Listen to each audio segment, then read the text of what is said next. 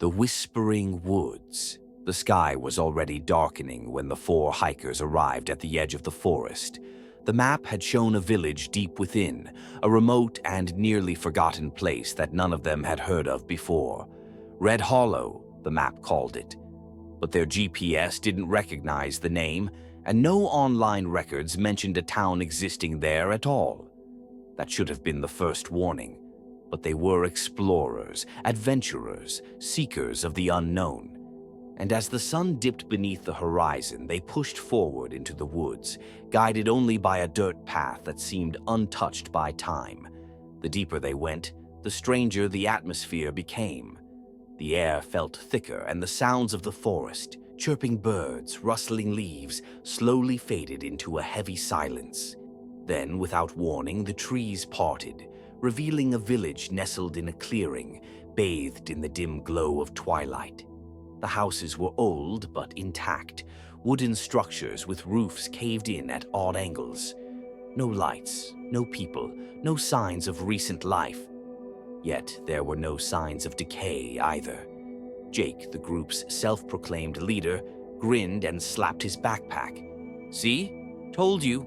A forgotten place, a ghost town. This is history, guys." Mia wasn't convinced. Then why does it feel like someone's still here? She wasn't wrong. The village felt occupied. The others dismissed her nerves. They set up camp in the town square, directly in front of what appeared to be an old inn, its wooden sign swaying lazily in the wind. The name carved into it was too faded to read. That night, the wind carried whispers, not from the trees, not from the buildings, from the air itself. Soft, distant at first, but growing clearer. "You should not be here." Mia bolted upright, eyes wide. "Did you hear that?" The others, gathered around a small fire, exchanged glances. They had all heard it. Jake laughed nervously. "It's just the wind.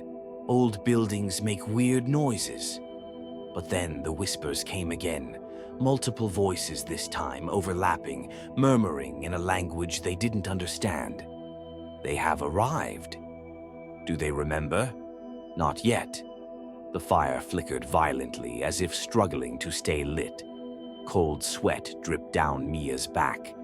Something was watching them. Then Ben found the first diary. The book lay half buried in the dirt near the inn steps, its pages yellowed but not rotting. Ben flipped through it. The entries described a group of hikers, just like them, arriving in Red Hollow. The words were frantic, desperate. "We are not the first. We will not be the last." The whispers. "They are trying to make us forget." Then on the last page, dated tomorrow. "We must not leave. If we leave, we forget. If we forget, we return." A gust of wind blew through the village. The pages fluttered, and a second diary landed at their feet. It was identical to the first, but this one had their names written inside. Panic set in. No one argued anymore. They had to leave. They grabbed their things and ran, retracing their steps. The village faded into the darkness behind them, swallowed by the trees. But the trees were wrong. The path should have led them back to the car. Instead, it twisted in ways it hadn't before. The forest felt endless, stretching further with every step. Then Alex, the fastest of them, sprinted ahead, disappearing through the trees. A second later, he was back, standing right in front of them, panting, his eyes wide with confusion. "Guys," his voice trembled. "How did you get here before me?" They froze. He had never left. Jake turned, pointing in the direction Alex had run.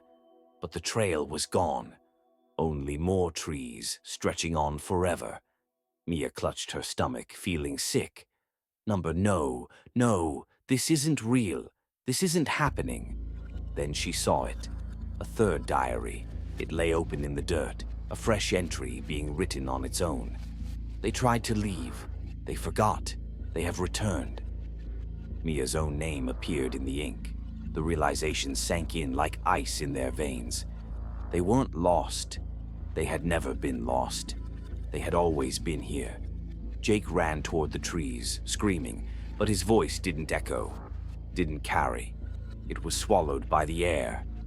Ben clutched his head. How long have we been here? How many times have we... A whisper cut through the wind, a voice just like his own. They have arrived. The village reappeared in front of them. The fire was still burning, their sleeping bags still neatly arranged, as if they had never left. A new diary rested beside the fire, fresh and clean. Mia picked it up with shaking hands. The first entry read, "The sky was already darkening when the 4 hikers arrived at the edge of the forest." Her breath caught in her throat. It was their story, and it was starting over. The last thing they heard before the world faded into darkness. We must not leave. If we leave, we forget. If we forget, we return. A new group of hikers, different faces, different clothes, stand at the edge of the same forest. Their expressions are curious, unaware. The same tattered map with the words Red Hollow is clutched in one of their hands. The cycle has begun again. Sorry, my dear hikers, this nightmare will never end.